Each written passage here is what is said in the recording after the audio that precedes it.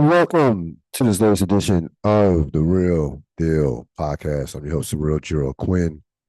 Hope everybody out there is having a great week as we are in the midst, just one day away from the real start of March Madness. I know we had a couple playing games uh, this yesterday and tonight, but really the tournament starts Thursday.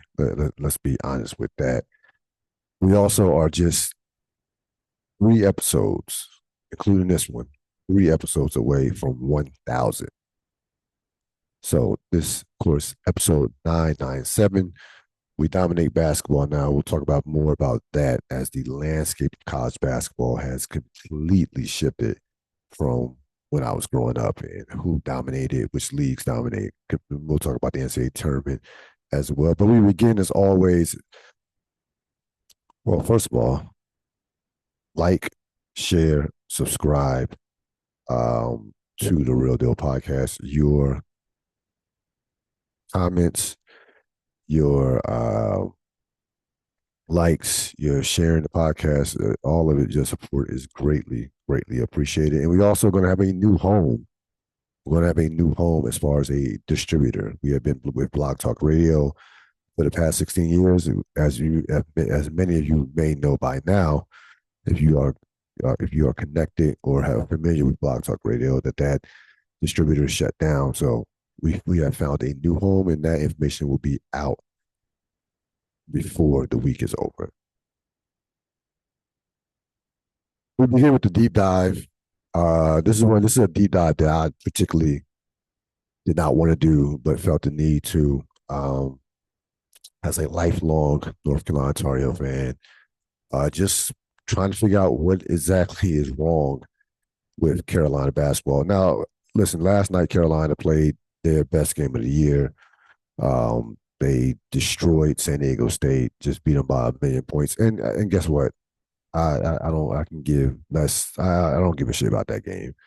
I'm not, as someone who's watched North Carolina win 4 national championships and been to a bunch of Final Fours and a number of national championship appearances, I can't get excited about a playing game to get in the tournament.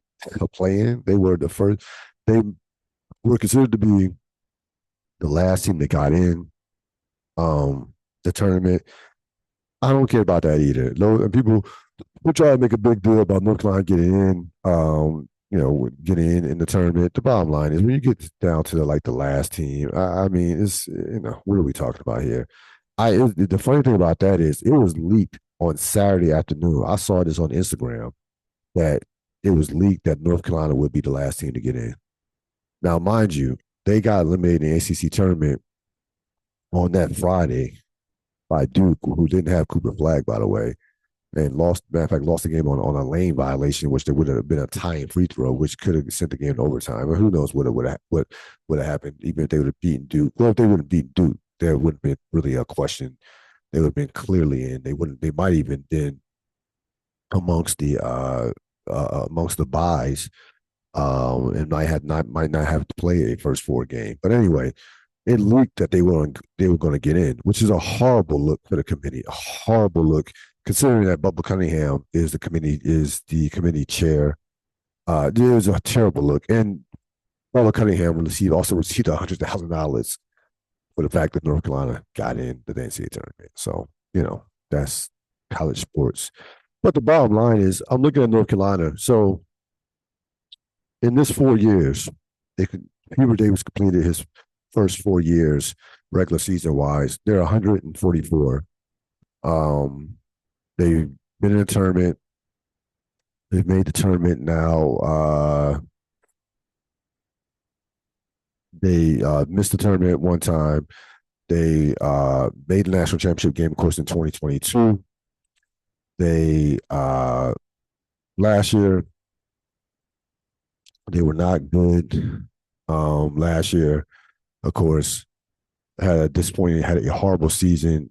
I mean, we're talking about last. Last year they were excellent. Last year, lost a tough game, lost a regional semifinal game to an excellent Alabama team which could possibly win a championship this year. So last year they had a big time year. 2022 to make it to a national championship game. 2023 They don't make the tournament at all. And this year was they barely by the skin of their teeth get into the NCAA tournament. Um, this is the worst stretch that they've had for North Carolina basketball. Going back, you have to go back to 2001 to 2004, the Matt Doherty years, and in the first year of Roy Williams to find a worse stretch. During that stretch, they were 72 and 54. They missed the tournament twice, and they only made the first round. They didn't make it past the second round. Didn't make it to the Sweet 16. Roy Williams lost in the second round. Matt Doherty lost in the second round and missed two tournaments. And that was a horrible stretch for North Carolina basketball. Matt Doherty should, anybody follows North Carolina basketball closely, Matt Doherty never should have got that job. They tried to get Roy Williams. Roy Williams had said no initially. Then Dean Smith came back at him, and of course he left Kansas. Left Kansas after the national championship loss to Syracuse. And the bottom line is Matt Doherty never should have got that job. Dean Smith did that as a favor for Michael Jordan, and the late and great Dean Smith. So did that as a favor for Michael Jordan. It turned out to be a horrible experience for North Carolina basketball. And they had stretches in the '60s where they were worse, especially Dean Smith's first in terms of record wise. Dean Smith's first 5 years, he really struggled. Remember, you go back and read some of the stuff. They wanted him out.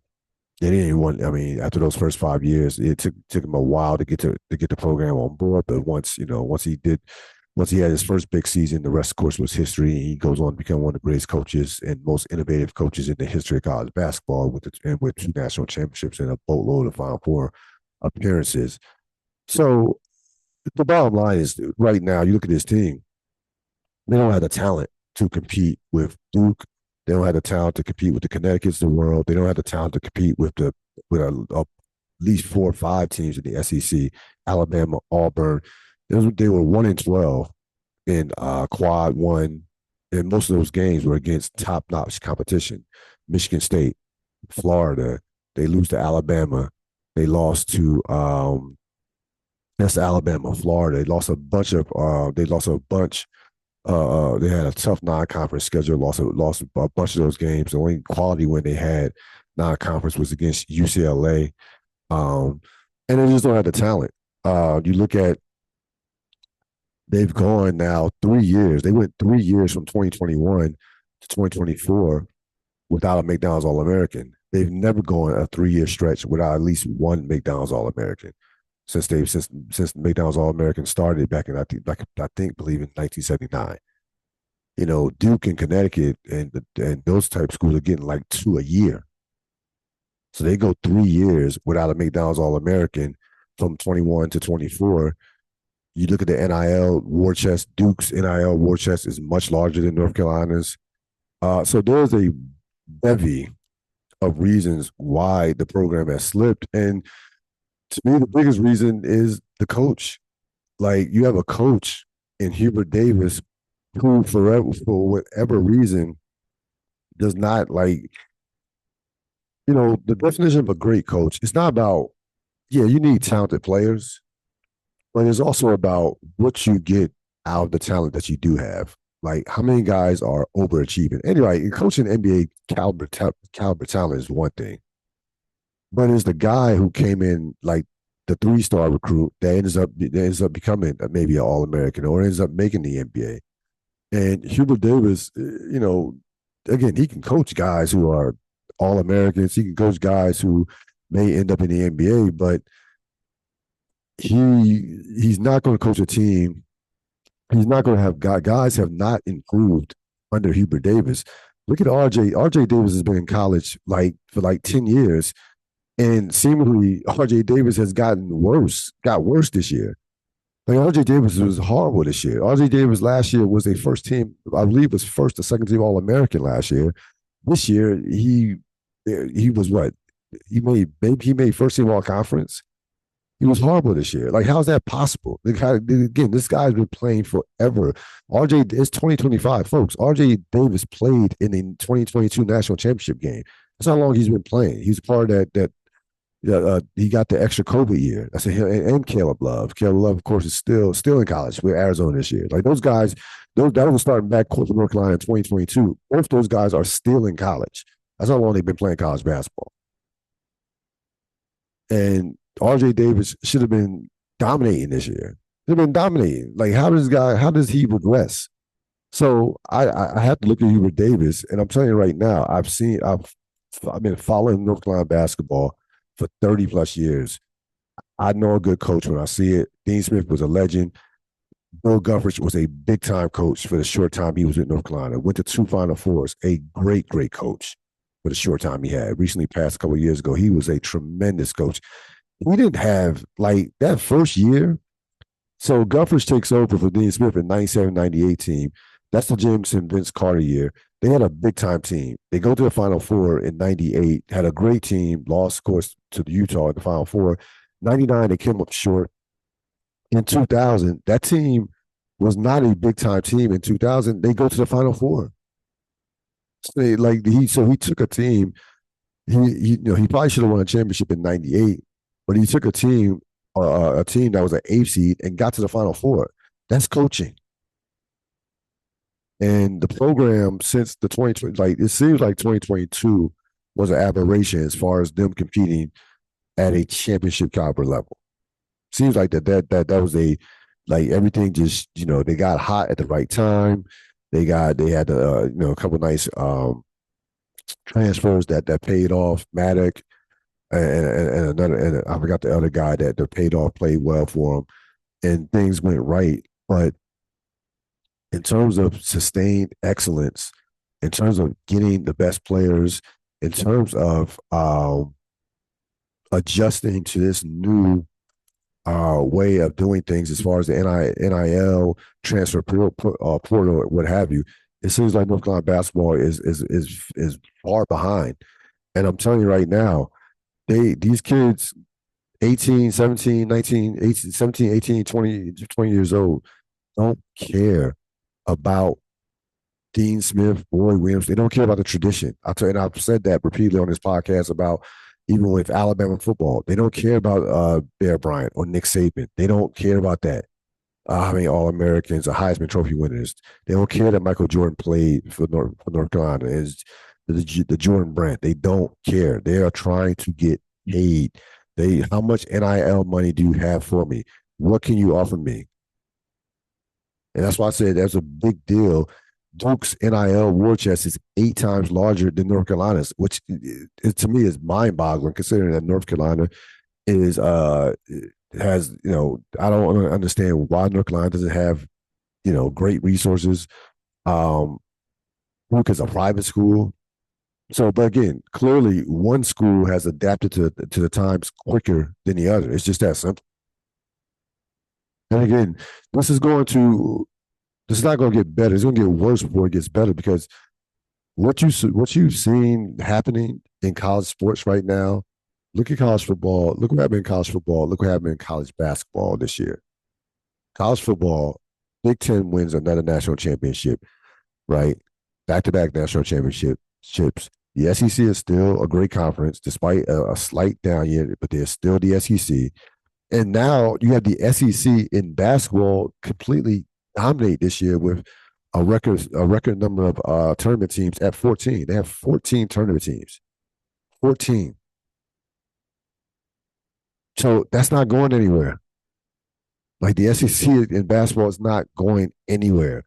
The ACC right now is atrocious. Like you had Louisville, which was a top 15 team. They were an 8th seed. There's a reason for that. They had the ACC is considered weak.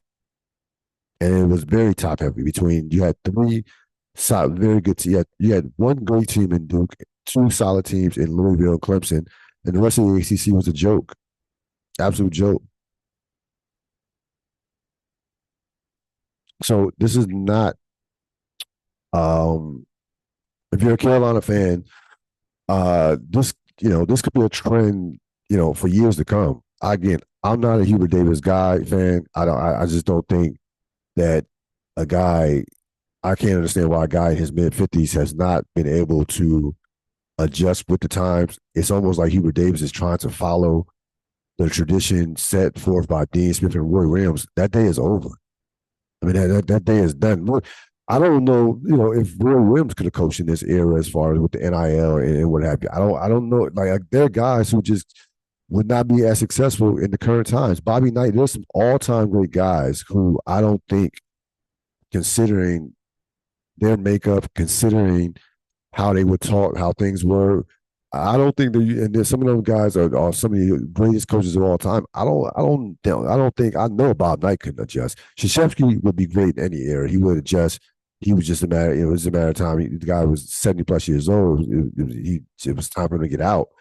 I don't worry about Krzyzewski. He adjusted his entire career. But the likes of like Jim Boeheim, Bob Knight, those guys like that. I don't, those lifelong coaches who the universities basically were named after in a sense.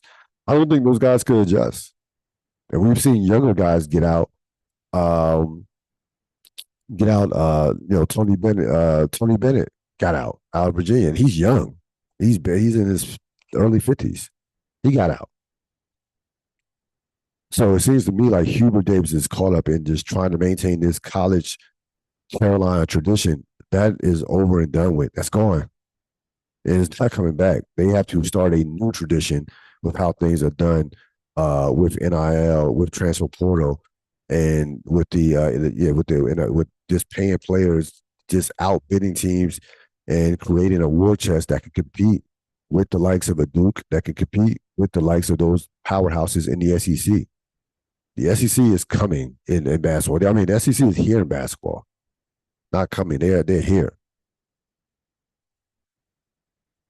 So if you're a North Carolina fan, um, we'll see what happens in the next couple of years. I don't think again. I think Hubert Davis has one more shaky year like this, and I don't.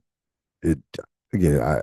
I understand what the contract like giving him a contract extension. I completely don't understand that, but I can't see him surviving a year where he barely makes it to the tournament or he misses the tournament next year. I don't. I think that next year is a crucial year for Hubert Davis and for that program moving into the future. Looking at the NCAA tournament, of course, I just mentioned how dominant the SEC was this year. The SEC producing 14 teams, um, at least four to five legitimate Final Four contenders, if not more, with Alabama, Auburn, Tennessee. Those guys can any one of those teams could win a national championship. Alabama, Auburn, Tennessee, Florida are considered to be championship contenders to win it all. Now, teams with the most bids don't always guarantee a successful tournament. So again, SEC gets 14 out of 16 teams, the most teams ever, the highest percentage of teams out of the league. 14 out of their 16 teams made the NCAA tournament. That's like 89% of the league. Last year, the SEC got 8 bids. They went 8-8. Okay. In 2023, the SEC got 8 bids. They went 8-9. No Final Four, no Elite Eight. In 2022, the Big Ten got 9 bids, went 9-9. No Elite Eight, no Final Four. 21, Big Ten gets 9 bids, goes 8-9, and only had one team to make it to the Elite Eight. So it does not guarantee by any stretch of imagination that the league with the most bids is going to sit up here and dominate the tournament. Again, coaching, matchups, crazy things happen in the tournament. In this tournament, especially nowadays with the talent being more spread out, seemingly more spread out than ever before. So like I said, I don't think that's going to happen this year with the SEC. I watched a lot of SEC this year. The SEC was so by far and away the best conference. It's not even really close for that matter. They especially at the top and even down, even from top to bottom, it wasn't even close. And I expect the SEC to have a big tournament. As far as my Final Four, I have Tennessee, I have Michigan State, St. John's, Alabama, Tennessee. So I have two SEC teams, one Big East, one Big Ten, St. John's, Tennessee, and St. John's, and I have St. John's winning it all. I think Rick Pitino obviously was an all-time great coach before he got to St. John's. This guy is a big time tournament coach.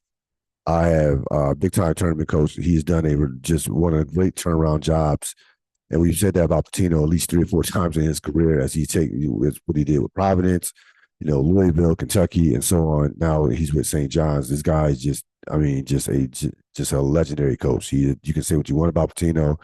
The man, in terms of college basketball, the man could just flat out coach college basketball. So I'm picking St. John's to beat Tennessee. I think Tennessee finally does break through, get to the Final Four, and get to a championship game, but coming up short.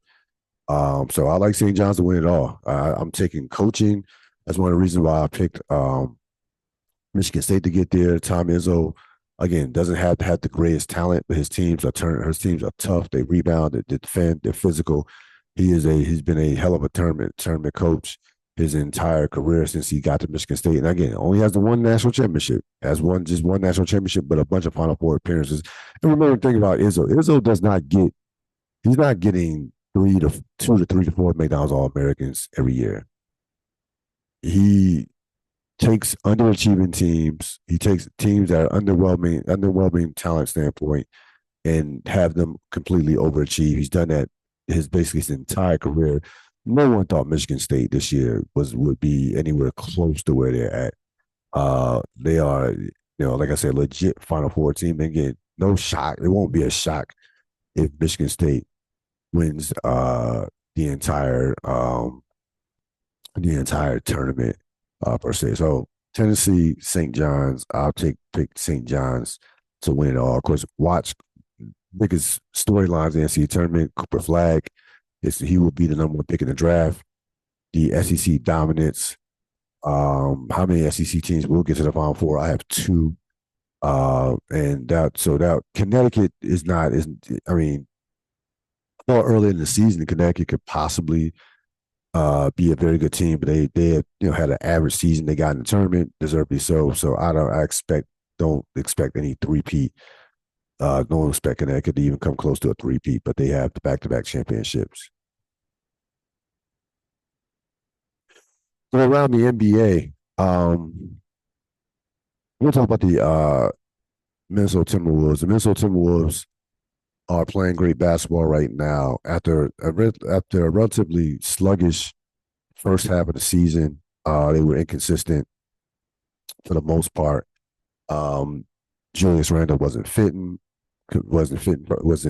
properly in terms of chemistry. Anthony Edwards taking too many threes versus too many 3-point shots versus free throws. Rudy Gobert, being Rudy Gobert for the most part. So Minnesota got off to a slow start. They're still only 18-24 in clutch games, but they've gotten hot. They had an 8-game winning streak recently. They are 9-3 in their last 12 games. They are 6th in offensive rating, 5th in defensive rating. And during that time, Anthony Edwards has been 27-5-5. But most importantly, Edwards is taking 9.3 3-point attempts versus 8.1 free throws attempts a game. So that free throw taken to 3-pointers attempted gap has closed. And as of right now, in the NBA standings, Minnesota is going to go right down to the wire. Minnesota is a 7 seed. They are just a half game behind Golden State to avoid the play-in. They're only a half game ahead of the Clippers for the 8th seed. So this is going to go right down to the wire. I'm looking at Minnesota. I don't think I look at the Western Conference. Again, Oklahoma City to me is the clear favorite in the Western Conference. I just don't think Denver right now defends well enough for me to take them serious to come out the Western Conference. Now, I do think that the Western Conference Finals is going to be Oklahoma City.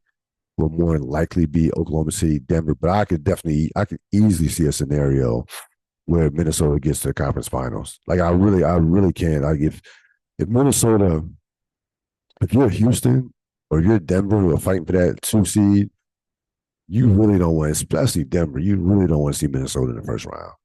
Like if Minnesota goes out there and wins that first game in the play-in, even as a 6 seed, Minnesota moves up to a 6 seed, and Houston and Denver are a third seed. That's a team. That is a team I absolutely would not want to see in the first round. That team, they have sides. Edwards, we know, is not afraid at the moment. Um, they can beat anybody in the Western Conference. Now, I don't think they can get to the finals, conference finals. Excuse me, I don't think they can get to the NBA finals. I don't think they can win it or get to the NBA finals, but they can beat anybody in the Western Conference. As great as Oklahoma City is, and I picked Oklahoma City to get to the finals, and I might be leaning towards picking Oklahoma City to win it all, to be honest with you.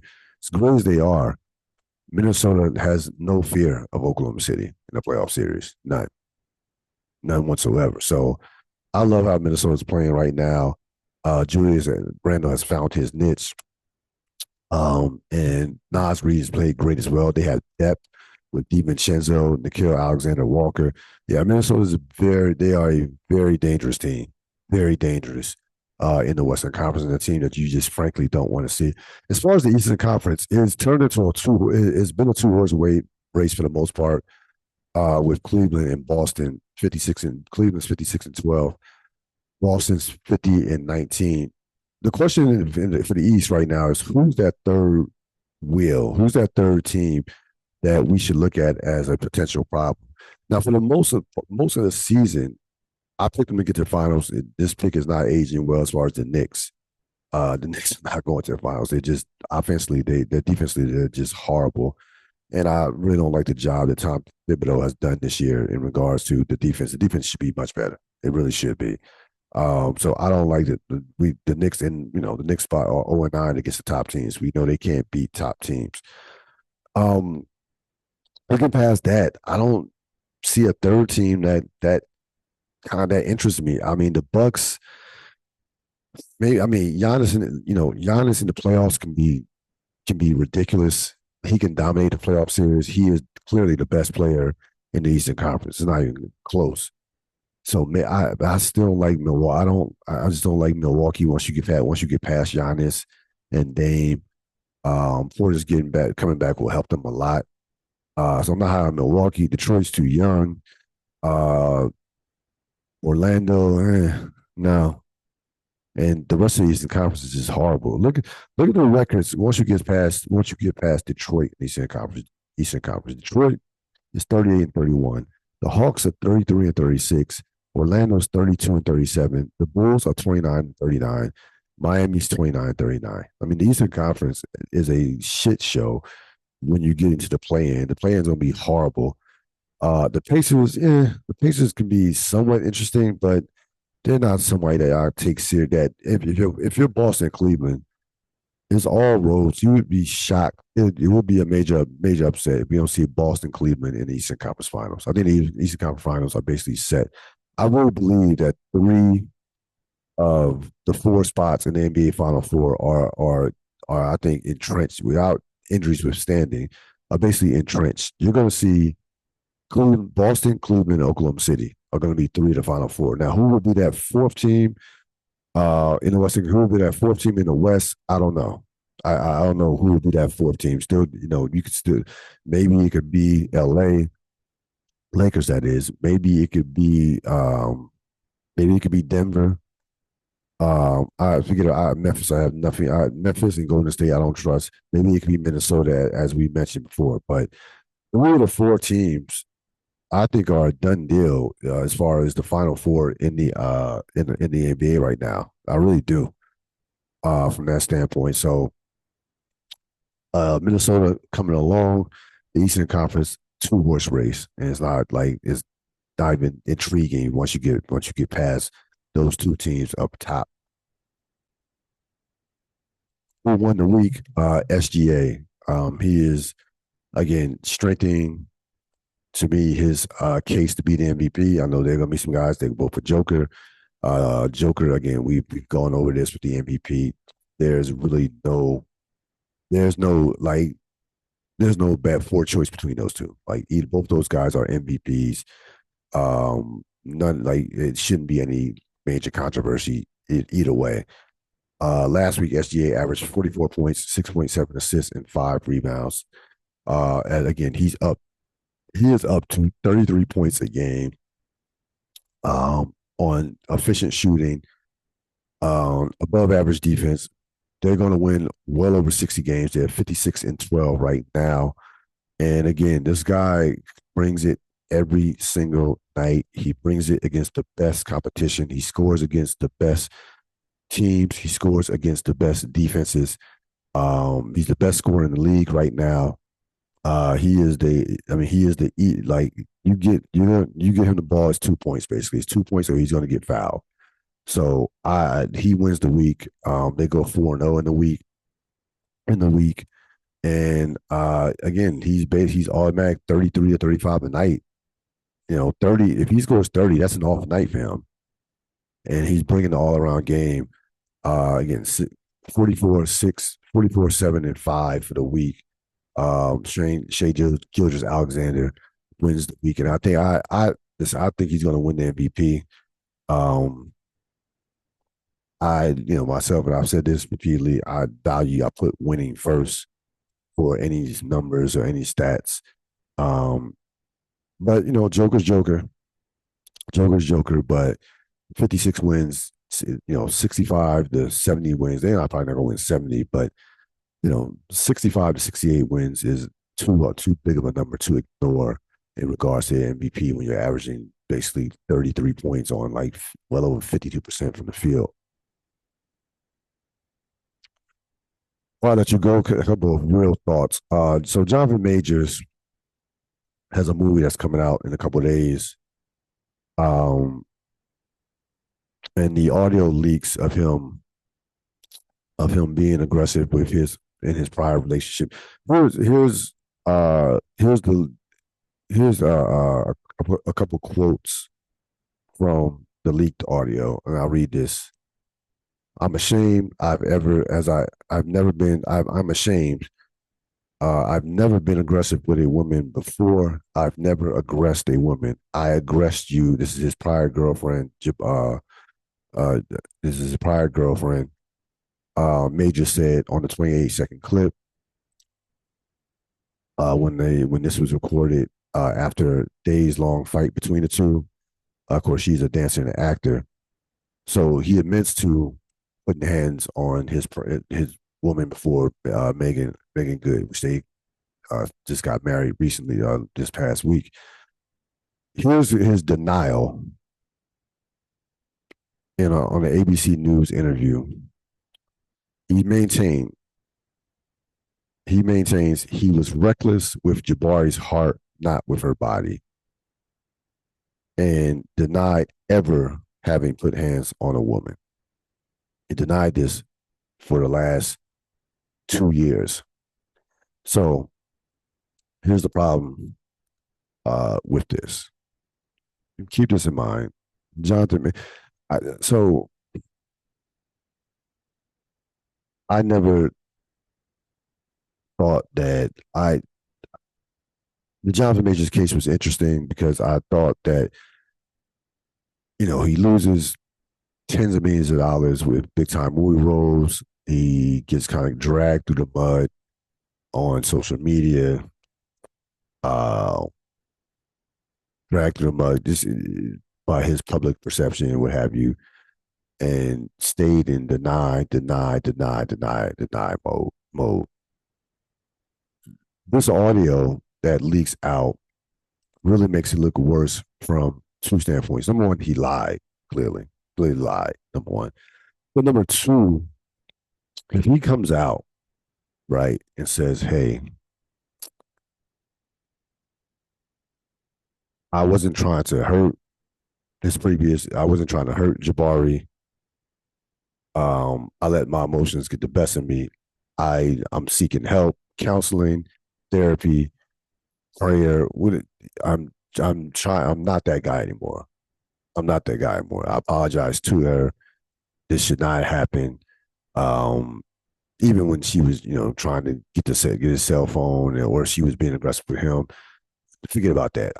A man should never touch a woman. If he comes out with like that and says a man should never touch a woman, um, I set a bad example. I did a Bell Harwood job. If he comes out and just lays it all out there, it's completely vulnerable, and just puts his shit out there. I really believe that as forgiving, we are a forgiving society, that will his career be the same as the trajectory that it was on, that it once was on? Probably not. But with his recovery time of this been that much quicker, without a question. And now, I mean, can you ever trust anything Jonathan Majors ever says? Like this was a blatant, I mean, a blatant lie. A blatant lie. And again, I don't think Jonathan Majors should be locked up. I think Jonathan Majors should be seeking counseling and help, and he needs to do the work on himself, as we all do, in life. But I just think there was just no, it really was no reason for him to just flat out blatantly lie about something like that. The risk was we live in a society where something's going to get leaked. Somebody like it's not a coincidence that this gets leaked like 4 days before his new movie is going to come out. It's not. It's not. It's really not. It's not a coincidence whatsoever. If this gets leaked and he came out and told the truth, matter of fact, I probably don't. I could make a case this might not have gotten leaked had he came out and told the truth from the beginning, because it'd been like, well, he could have been like, well, listen, I admit to being wrong, so yes, I was wrong, and I apologize. I'll apologize again. So it like this would have been this would have been nothing if it comes out if he apologized in the first place. He apologized in the first place. So yeah, again, his career will never be the same. His career is never going to be the same. Again, I'm not trying to condemn Jonathan Majors out the movie business and out, like, he has a right to earn. He has a right to act. He has a right to write. He has a right to produce. He has a right to do here. He has a right to work. I'm not saying he should be locked up. What I'm saying is, and I'm not by any stretch of imagination, this is not Chris Brown beating up on Rihanna like way back when. This is not even nowhere near that. But you can't just sit up here and be in the pure denial mode the entire time, for the better part of 2 years, and then expect us, the public, or anybody else to have any type of grace for you moving forward, or to believe anything you say moving forward, or to take anything you say seriously moving forward in regards to this subject matter of domestic violence. As far as the Breakfast Club, so I've been off the Breakfast Club basically since the pandemic, or basically since Angela Yee left the show about 3 years ago. Really haven't paid too much attention to it. I catch an occasional clip or two, especially during the political season, then when they was putting a bunch of right wingers on, and we saw that agenda. But recently, this story kind of piqued my interest. So Jess Hilarious comes out on her Instagram yesterday, does an IG live, and basically goes all in on basically this dynamic between her and Lauren LaRosa, um, and how she felt mistreated by the Breakfast Club, in a sense, just not knowing basically where her place was in terms of Breakfast Club, denied, hating on Lauren LaRosa, said she handpicked Lauren to take her spot, not to take her spot, but to fill in. She seemingly about to take her spot, to fill in for her when she was in maternity leave and what have you. And she was very angry, upset. She's very upset. Don't misconstrue that when I say angry. She's very upset, clearly upset. And this spilled over today on the show with Lauren LaRosa. Lauren LaRosa basically said, some of this stuff you said on IG I wasn't aware of. There was also a situation where they basically got into it from a standpoint of, she accused Lauren LaRosa of over talking. There was a situation where apparently she told Lauren to shut up at one time, and Lauren didn't appreciate that. So this played out over the air today on the show. First of all, it has to be difficult if you're Jess Hilarious. Jess Hilarious has to be difficult when somebody is seemingly taking your place and replacing you in real time. Remember, Jess Hilarious won the spot of the basically Angela Yee replacement as the third host. They went through basically a year's worth, maybe a year and some change worth of auditions, seemingly, with a bunch of radio personalities, podcast personalities, what have you, Claudia Jordan, Lauren LaRosa, a bunch of people. I can't. There have so many people. I forgot everybody that co-hosted at one point. At one point, Jess Hilarious, of course, was a part of that. I thought myself that if I had a choice, it would have been either Claudia Jordan or Lauren LaRosa. I think Lauren LaRosa is dope. She comes from a journalistic background with TMZ.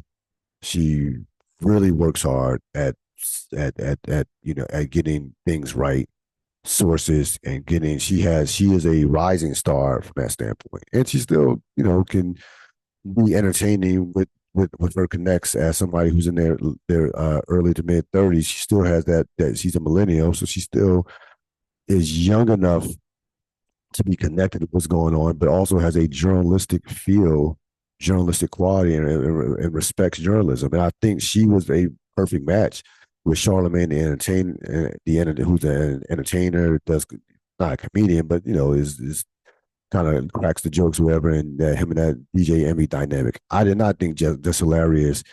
I didn't think that they needed another comedic type figure on the Breakfast Club. I just think that, and again, that's all disrespect, no disrespect to Jess Hilarious. I just think that she was a fit, but they hired her anyway. And the bottom line to me is Lauren LaRosa is better. She's better. I think they know that she's better. I don't think that I don't think you need four people, to be honest with you. I don't think you got Charlamagne, DJ Envy, Lauren Rosa, and Jess Hilarious. I don't think you need four people.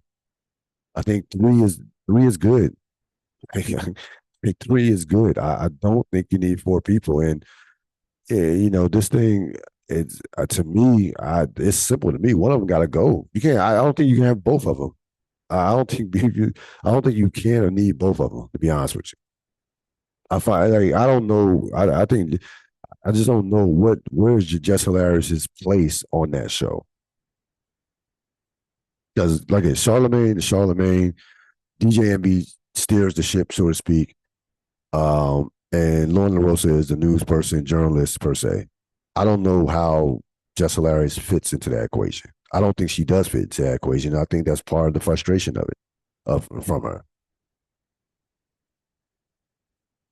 So that's going to be very interesting to see how that plays out. Um, as long as they got Charlamagne on there, their numbers will be fine, per se, because the level of his popularity, and they're still one of the biggest platforms in the industry without question in hip hop per se. And they've kind of expanded, of course, over the past half decade with the politics and expanded the type of interviews they do. So it's not the numbers are not hurting by any stretch of imagination. But as far as quality of programming in terms of listenability, uh, Lauren's better. I mean, as Lauren, she's a better fit. That's just my opinion. That's going to wrap it up for this latest edition of the Ril Dil podcast. I will see you next week with episode 998, 998 of the Ril Dil podcast. Have a good one. So long.